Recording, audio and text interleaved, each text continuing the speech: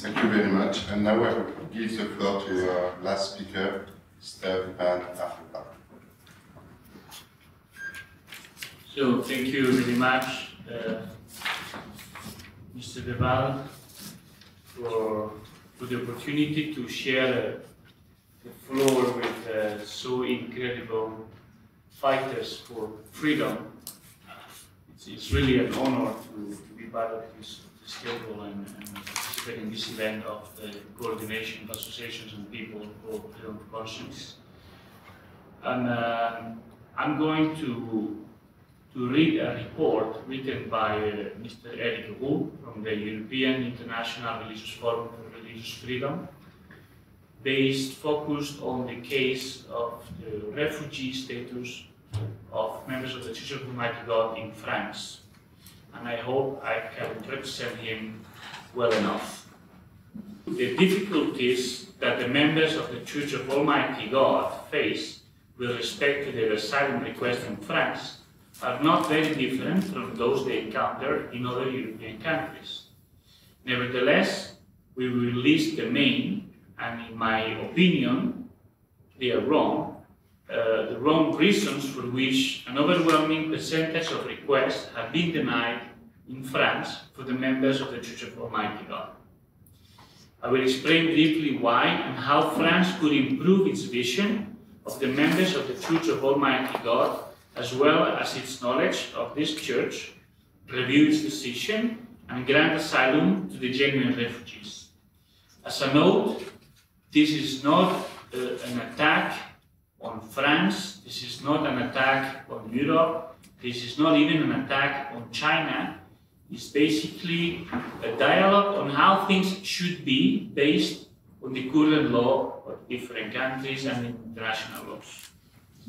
So first point, several cases show a confusion between the movements called house churches and the ones which are included in China in the official list of Xijiao, which has already been explained, the so-called evil cults, or more exactly, unorthodox teachings.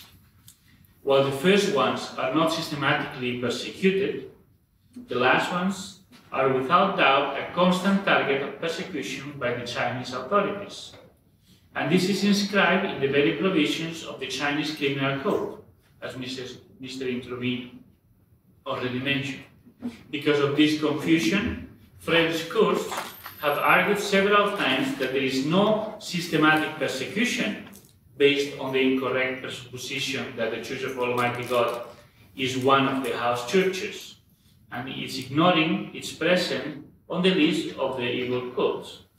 However, a few recent decisions in France have finally recognized that a systematic persecution actually exists in China against the members of the Church of Almighty God.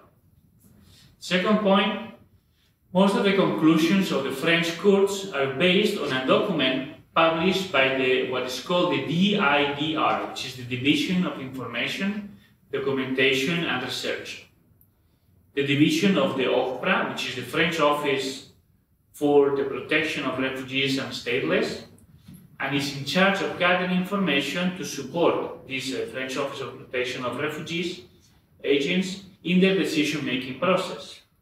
This document has been compiled on the basis of sources available on the internet until a few years ago, and these were mostly documents emanating from or influenced by the propaganda of Chinese anti-cultists. We all know here how the internet can be used for the good and for the bad, and how misinformation can be spread about anybody and about anything.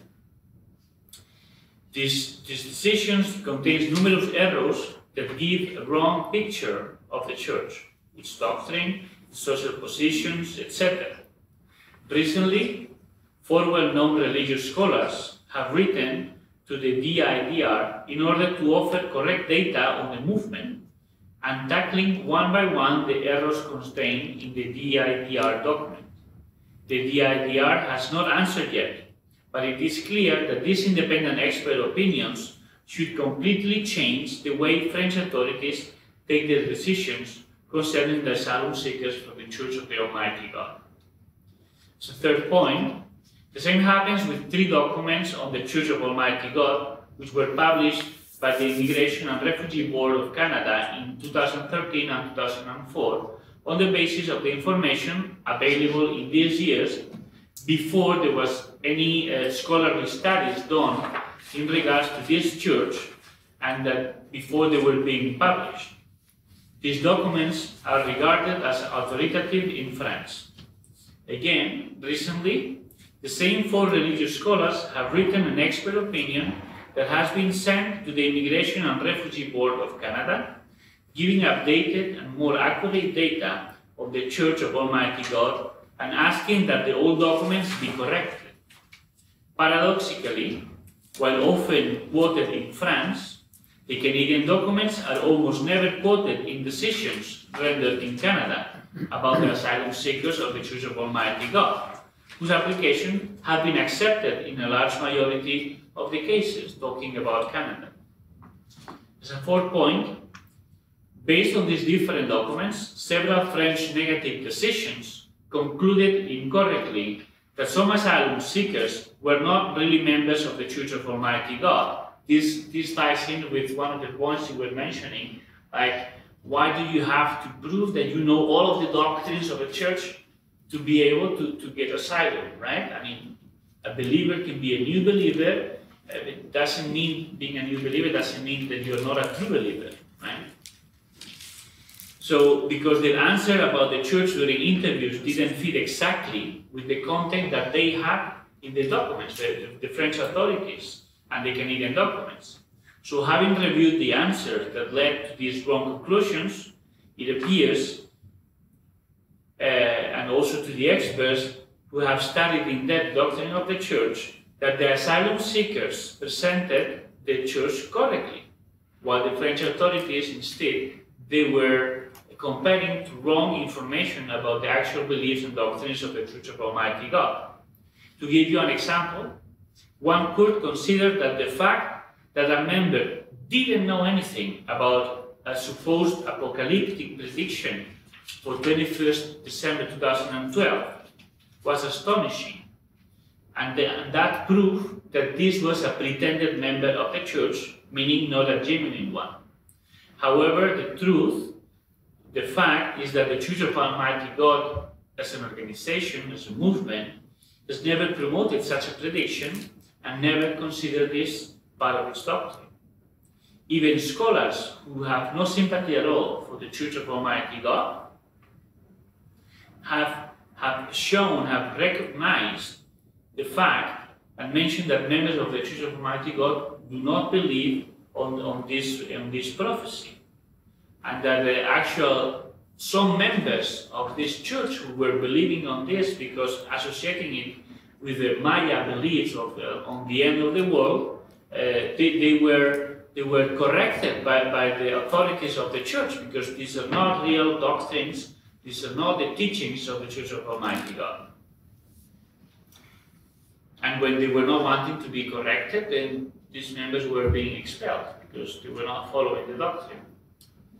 As a 5th point, French authorities consider in several decisions that the fact that members were able to escape from China, sometimes with the help of officers who granted them valid passports, was a proof that there was no persecution. Come on, we all know about corruption. We all know corruption can be found in every country. Sometimes people have used corruption to escape persecution. This is one of the facts. This opinion that because they escaped, there cannot be persecution because they managed to do that, this shows that they don't really know, these authorities, they don't really know the Chinese society. It stems from real lack of knowledge of the Chinese society. A recent expert opinion by an Italian professor of sociology, Professor Pierluigi Zoccatelli, who has studied both Chinese religious movements and Chinese immigration into Europe, explained very well how Chinese immigrants can easily take advantage of the flaws of Chinese system and sometimes of the corruption prevailing in China to get proper passports, even when theoretically they should not be able to get them. As a 6th point before I finish, Some decisions in France, while recognizing the existing persecution targeting the Church of Almighty God in China, considered that the individual asylum seeker could not prove that she or he was a prominent member with a specific position inside the church. Again, we go back to one of the 5 points that have to be taken into consideration when granting a refugee status. Of course, this argument is narrow-minded. The Chinese criminal code, as commonly interpreted by courts in China, is quite clear that the mere fact of being active in a Xi-Jiao group, the so-called dangerous groups, dangerous cults, is a crime which is punished with jail penalty without distinguishing whether the member occupies a specific position or is just a common devotee. So the risk of persecution, as well as the fear of being persecuted, as requested by United Nations standards to obtain the status of refugee, exist even if the members who do not occupy a specific position in the church are the ones asking for it. As mentioned earlier, a few decisions from the French National Court of Asylum Seekers have recognized finally the systematic persecution of the members of the Church of Almighty God. This is a good evolution that, if confirmed by subsequent case law, will open the door to many more fair decisions regarding the asylum seekers of the Church of Almighty God, but also of any other religious movement who may face a similar situation. In the last year, the production of academic literature of the Church of Almighty God has considerably increased. Many reliable documents have been produced, and for the first time ever, it is possible to really understand the doctrine of this peculiar Christian church, as well as the challenges that it's facing regarding its persecution in China.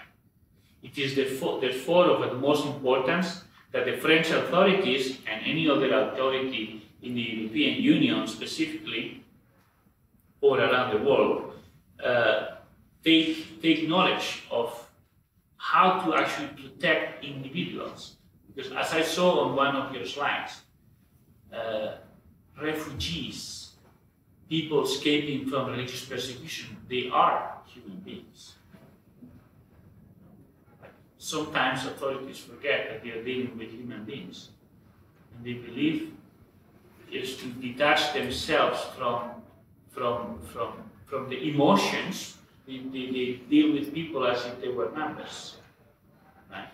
So we have to insist on humanizing all these laws. These laws are not for robots. These laws are for human beings. So what is at stake right now, it is not a minor issue. What is at stake is the safety of persecuted human beings and of the members of this church, specifically in this case, which we are dealing in this side event at the United Nations. But it is a matter of life or death. Sending back to China members of the Church of Almighty God today, it equals to being accomplice of the persecution that they will have to suffer. While it is understandable that errors occur when there is a lack of data available to take proper decisions, this excuse does not anymore exist today. Reliable data exist, they are available, and they must be studied carefully and taken into account by the French authorities and any other authority receiving such applications. Thank you very much. Thank you for this conclusion.